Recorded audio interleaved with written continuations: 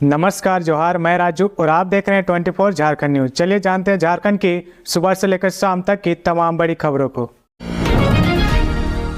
5,000 रुपए रिश्वत ले रहे बालूमाथ के पंचायत सेवक को एससीबी पलामू ने किया गिरफ्तार। भ्रष्टाचार निरोधक ब्यूरो एससीबी के पलामू प्रमंडल लिए टीम ने लातेहार जिले के बालूमाथ प्रखंड के एक पंचायत सेवक को 5,000 रुपए रिश्वत लेते गिरफ्तार किया है। उसका नाम अर्जुन राम है। एससीबी की टीम ने अर्जुन राम को भुगतान कराने के एवज में 5,000 रुपए घूस लेते गिरफ्तार किया है। एससीबी के पलामू टीम ने यह जानकारी दी है। टीम की ओर से बताया गया कि आवेदक ने पंचायत सेवक अर्जुन राम पर एक योजना के भुगतान के बदले में रिश्वत की मांग करने का आरोप लगाया। योजना के लाभुक ने कहा, सिरेगढ़ा पंचायत की योजना के भुगतान के एवज में 5,000 रुपए रिश्वत की मांग की गई थी। आवेदक को इस योजना संख्या के तहत ईट सेलिंग का कार्य आवंटित किया गया था।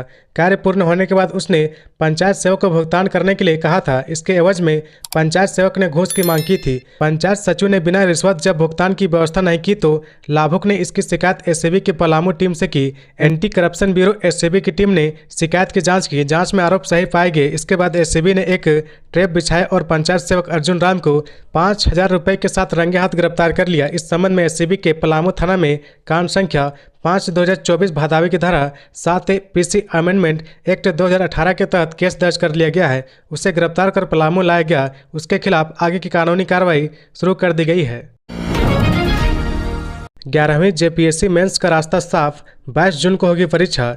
जेपीएससी 11वीं का संशोधित मॉडल आंसर जेपीएससी द्वारा जारी किया गया था, जिसके बाद मॉडल आंसर को लेकर झारखंड हाईकोर्ट में याचिका दाखिल की गई थी। गुरुवार को उस याचिका पर सुनवाई हुई, जिसके बाद जेपीएससी को सही ठहराते हुए कोर्ट में याचिका को खारिज कर दिया गया है।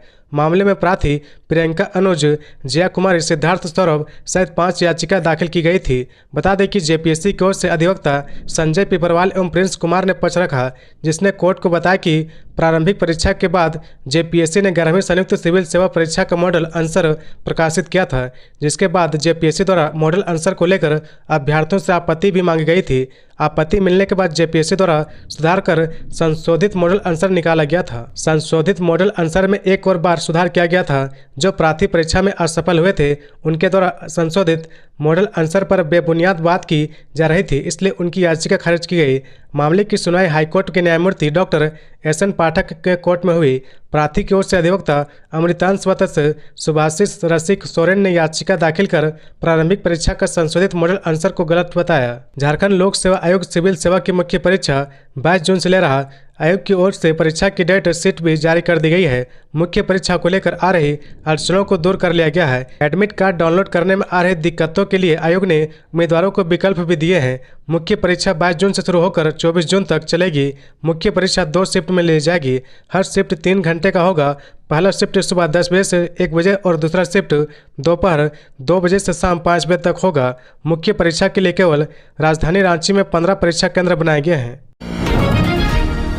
गिरिडीह पुलिस को मिली बड़ी सफलता, 12 घंटे में अपहृत को कराए मुक्त। वारदात में शामिल 6 अपराधी भी गिरफ्त में। गिरिडीह पुलिस ने 12 घंटे के भीतर अपहृत युवक को अपराधियों के चुंगल से मुक्त करा लिया गया और इस वारदात में शामिल 6 अपराधियों को गिरफ्तार करने में भी सफलता प्राप्त की है। बता दें कि जिले के देवरी थाना क्षेत्र अंतर्गत ग्राम चतरो निवासी डॉक्टर लक्ष्मण दास के पुत्र पवन दास का अपहरण अपराधियों ने कर लिया था। पवन रात के समय अपनी बाइक से एक दुकान बंद कर घर लौट रहे थे। अपराधियों ने बाइक सहित उनका अपहरण कर लिया था। इस मामले में डॉक्टर लक्ष्मण दास ने लिखित आवेदन के आधार पर देवरी थाना में प्राथमिकी दर्ज कराई गई थी। इसके बाद पुलिस सक्रिय हो गई और पवन की सकुशल बरामदगी हो गई। प्राथमिकी दर्ज होने के बाद अनुमंडल पुलिस पदाधिकारी खोरी महुआ के नेतृत्व में एक टीम का गठन किया गया था। छापेमारी टीम ने मामले की तह तक पहुंचने के लिए अपने गुप्तचरों और तकनीकी सेल की मदद ली। साक्ष्यों के आधार पर त्वरित गति से कार्रवाई करते हुए 12 घंटे के भीतर अपहृत युवक पवन कुमार दास को उसके बाइक सहित सकुशल बरामद कर लिया गया। पुलिस ने बताया कि छापेमारी के दौरान इस्तेमाल किया गया मारुति ओमनी वैन भी बरामद किया गया है। साथ ही छापेमारी कर जिले के अलग अलग स्थानों में घटना में संलिप्त सभी 6 अपराधियों की पहचान कर गिरफ्तार कर लिया गया है। गिरफ्तार अपराधियों ने घटना में अपनी संलिप्तता स्वीकार की है। इनकी निशानदेही पर घटना में प्रयुक्त हथियार एवं बाइक को बरामद किया गया है। खबरों में आगे बढ़ने से पहले अगर अभी तक आपने इस चैनल को सब्सक्राइब नहीं किया तो प्लीज सब्सक्राइब कर ले, जिससे झारखंड की हर छोटी सी बड़ी खबर की अपडेट आप तक पहुंचता रहे। राष्ट्रपति द्रौपदी मुर्मू का 66वां जन्मदिन आज। पीएम मोदी ने एक्स पर पोस्ट कर दी बधाई।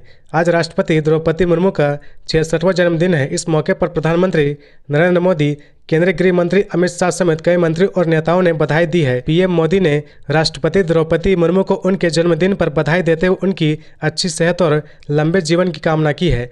राष्ट्रपति द्रौपदी मुर्मू का जन्म 20 जून 1958 को उड़ीसा के मयूरभंज जिले के उबरबेड़ा गांव में एक संथाली आदिवासी परिवार में हुआ था। उन्होंने 25 जुलाई 2022 को राष्ट्रपति पद की शपथ ली थी। इससे पहले वह झारखंड की राज्यपाल थी। द्रौपदी मुर्मू का प्रारंभिक जीवन कठिनाई और संघर्षों से भरा रहा।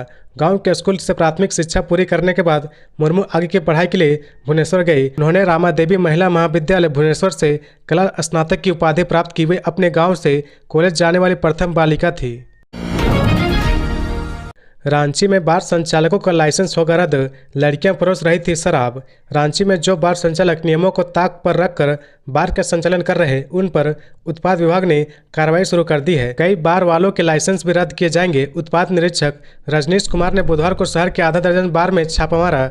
लालपुर न्यूक्लियस मॉल में एस्कोटिका बार एंड रेस्टोरेंट, थर्ड पखना में day and night bar, line tank road में स्काई एस्केप, लालपुर में धुनकी बार, मून टाउन बार और कड्रू में ऊना बार एंड रेस्टोरेंट में कार्रवाई की गई। टीम ने जिन बार में छापा मारा वहां अधिकतर में लड़कियां शराब परोस रही थी। उनसे डांस भी करवाया जा रहा था। इन लड़कियों की आयु 21 साल से कम है, जबकि बार में लड़कियों से शराब परोसना व डांस कराने पर मनाही है। उत्पाद विभाग ने सभी बार संचालकों को नोटिस भेजकर 1 सप्ताह में जवाब देने को कहा गया है।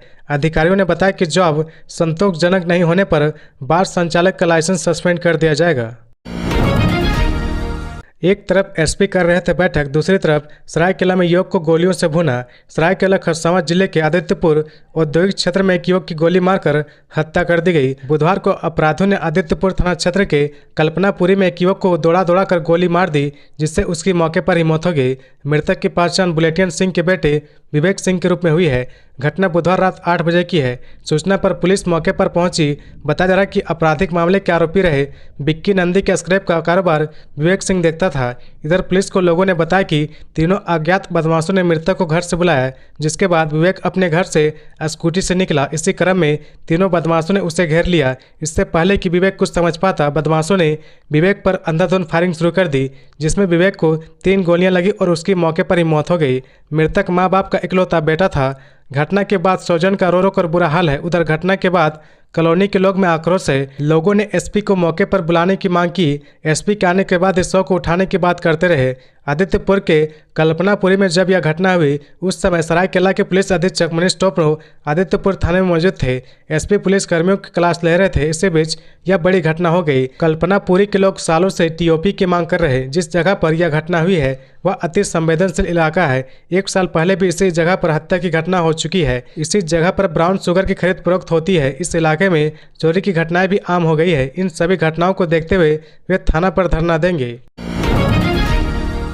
रांची के बड़ा तालाब की सफाई और 3 डैम के अतिक्रमण मामले पर सुनवाई। पेयजल स्वच्छता विभाग की प्रधान सचिव शास्त्री तलब। झारखंड की राजधानी रांची के बड़ा तालाब की सफाई और 3 डैम कांके हटिया और रुका डैम क्षेत्र में अतिक्रमण के मामले पर दायर जनहित याचिका पर बुधवार को झारखंड हाईकोर्ट में सुनवाई हुई। जस्टिस रंगन मुकुल उपाध्याय और जस्टिस दीपक रोशन की खंडपीठ ने पेयजल एवं स्वच्छता विभाग के प्रधान सचिव को आज कोर्ट में सशरीर उपस्थित होने का आदेश दिया है। साथ ही रेन वाटर हार्वेस्टिंग की जांच से जुड़े रांची नगर निगम के अन्य अभियंताओं को भी सशरीर उपस्थित होने का आदेश दिया गया है। दरअसल रांची का बड़ा तालाब लोगों के लिए मुसीबत बन गया है। करोड़ों खर्च करने के बाद भी बड़ा तालाब से दुर्गंध आ रही। इसकी वजह से बड़ा तालाब के आसपास से गुजरने और उस इलाके में रहने वाले लोगों का जीना मुहाल हो गया है। साथ ही तीनों डैम के कैचमेंट एरिया में अतिक्रमण कर बड़ी संख्या में घर बना लिए गए हैं। इसकी वजह से पानी का स्रोत प्रभावित हुआ है। इस मामले पर झारखंड हाईकोर्ट ने स्वतः संज्ञान लिया था। आपको बता दें कि बड़ा तालाब से फैल रही दुर्गंध को दूर करने के लिए नगर निगम की ओर से ब्लीचिंग का छिड़काव किया गया, लेकिन दुर्गंध पर उसका कोई असर नहीं पड़ा। लिहाजा नगर निगम के आयुक्त ने बताया कि यह पुरानी समस्या है। इसके ठोस समाधान के लिए रिसर्च वर्क चल रहा है। झारखंड में आकार लेने लगे अबुआ आवास 20 लाख लोगों को दिया जाना है लाभ। झारखंड राज्य के ग्रामीण क्षेत्रों में गरीब विहीन लोगों को सुविधा युक्त पक्का घर उपलब्ध कराने के उद्देश्य से शुरू की गई अबुआ आवास योजना अब धीरे धीरे मूर्त रूप लेने लगी है। योजना के तहत 20 लाख आवास का निर्माण किया जाना है। अपने लक्ष्य की ओर से अग्रसर योजना में वर्ष 2023-24 के लिए 2 लाख आवास निर्माण की स्वीकृति प्रदान कर दी गई है। वित्तीय वर्ष 2024-25 में 4,50,000 आवास निर्माण की स्वीकृति प्रदान की जाएगी ताकि जरूरतमंद लोगों को साथ समय आवास मिल सके। रांची के कांके प्रखंड निवासी सुजीत उरांव खुश है। हर दिन वह अपने मिट्टी के टूटे फूटे घर को पक्का घर में बदलता देख रहे हैं। सुजीत की तरह ही अन्य लोगों ने राज्य सरकार द्वारा मिले प्रथम किस्त से अबुआ आवास का नींव खड़ी कर दी है। मुख्यमंत्री चंपई सोरेन के आदेश के बाद सुजीत उरांव समेत अन्य लाभुक को 50,000 रुपये की दूसरी किस्त प्राप्त हो रही, जिससे वे घर के न्यूनतम स्तर तक निर्माण कार्य पूर्ण करेंगे। ऐसे ही तृतीय किस्त के तहत 1 लाख की राशि छत की ढलाई पूर्ण करने एवं चतुर्थ किस्त के तहत 20,000 रुपये की राशि दी जाएगी ताकि वे अपने घर को पूर्ण कर सके। अबुआ आवास योजना के तहत वित्तीय वर्ष 2023-24 में 2 लाख, 2024-25 में 4,50,000, 2025-26 में 4,50,000, 2026-27 में 4,50,000 एवं 2027-28 में 4,50,000 आवास निर्माण की स्वीकृति दी जानी है। फिलहाल वित्तीय वर्ष 2023-24 में 2 लाख आवास निर्माण की स्वीकृति दी जा चुकी है। इसको लेकर मुख्यमंत्री ने स्पष्ट आदेश दिया कि साथ समय निर्माणाधीन घरों का आवास निर्माण की प्रगति की समीक्षा करें, साथ ही जाति प्रमाण पत्र एवं अन्य दस्तावेज तेजी से अपलोड करने, संबंधित बैंक के साथ समन्वय बनाकर आधार कार्ड संबंधी त्रुटियों को दूर करने, समय से किस्त विमुक्त करते हुए तेजी से आवास पूर्ण करने का भी निर्देश दिया है। झारखंड की निचली अदालतों में 1 जुलाई से बदलेगी समय सारणी। राज्य भर की जिला अदालतों में सुनवाई का समय में बदलाव किया गया है। जी हां, अगर आप भी जिला अदालतों में केस की सुनवाई के लिए जाने वाले हैं तो यह खबर आपके लिए है। दरअसल रांची समेत राज्य के सभी जिला अदालतों में 1 जुलाई से सुनवाई सुबह 10:30 बजे से शाम 4:30 बजे तक ही चलेंगे। पहले कोर्ट में सुनवाई मॉर्निंग में हो रही थी, लेकिन अब झारखंड हाईकोर्ट ने पत्र जारी कर वापस डे कोर्ट में सुनवाई करने का आदेश दिया है। झारखंड से बस 4 दिन दूर है मानसून। इस दिन से तेज हवा के साथ होगी बारिश। झारखंड में भीषण गर्मी ने लोगों को जीना मुहाल कर दिया है, लेकिन अब मौसम विभाग की तरफ से एक अच्छी खबर आई है। मौसम विभाग के पूर्वानुमान के मुताबिक अगले 3-4 दिनों के दौरान महाराष्ट्र, छत्तीसगढ़, उड़ीसा, आंध्र प्रदेश और उत्तर पश्चिमी बंगाल की खाड़ी के कुछ और हिस्सों और गंगा के मैदानी इलाकों में बिहार और झारखंड में दक्षिण पश्चिम मानसून के आगे बढ़ने के लिए परिस्थितियां अनुकूल हो चुकी है। अब जल्द झारखंड में बारिश हो सकती है। मौसम विज्ञान केंद्र रांची की ओर से जारी पूर्वानुमान की बात करें तो राज्य के उत्तर पश्चिमी हिस्से यानी पलामू, गढ़वा, चतरा, कोडरमा, लातेहार और लोहरदगा के साथ साथ निकटवर्ती मध्य भाग यानी रांची, रामगढ़, हजारीबाग, गुमला, बोकारो के लोगों को राहत मिलने वाली है। इन जिलों में 40 से 50 किलोमीटर प्रति घंटे की रफ्तार से तेज हवा बहने व वज्रपात होने की भी संभावना है। बेफिक्र और बेधड़क बालू माफिया। दिन दहाड़े नदियों से हो रहा बालू का अवैध उठाव। एनजीटी की रोक के बावजूद खूंटी के तोरपा, रनिया और करा प्रखंड के कारो और छाता नदी से दिन दहाड़े बालू का अवैध उत्खनन जारी है। नदियों से बालू का उठाव रोक पाने में गठित टास्क फोर्स को बालू माफिया लगातार चुनौती दे रहे हैं। इसको रोकने के लिए पहली बार जिला परिषद अध्यक्ष ने डीसी को बालू का अवैध उत्खनन और परिवहन पर रोक लगाने की मांग की है। जिला प्रशासन ने दावा किया कि गठित टास्क फोर्स कार्रवाई कर रही है। हालांकि विगत दिनों खनन विभाग ने कार्रवाई करते हुए 1 दर्जन से अधिक बालू माफियाओं पर नामजद एफआईआर दर्ज करते हुए तोरपा, कर्रा और रनिया इलाके के कई जगहों पर लाखों सीएफटी डंप बालू सीज किया है। जिला में हो रहे अवैध उत्खनन और परिवहन पर रोक लगाने के लिए जिला परिषद अध्यक्ष मासी गुड़िया ने पहली बार बालू के अवैध उत्खनन पर रोक लगाने की मांग की है। डीसी को आवेदन देकर रनिया, तोरपा और कर्रा इलाके की नदियों को बालू माफियाओं से बचाने की मांग की है।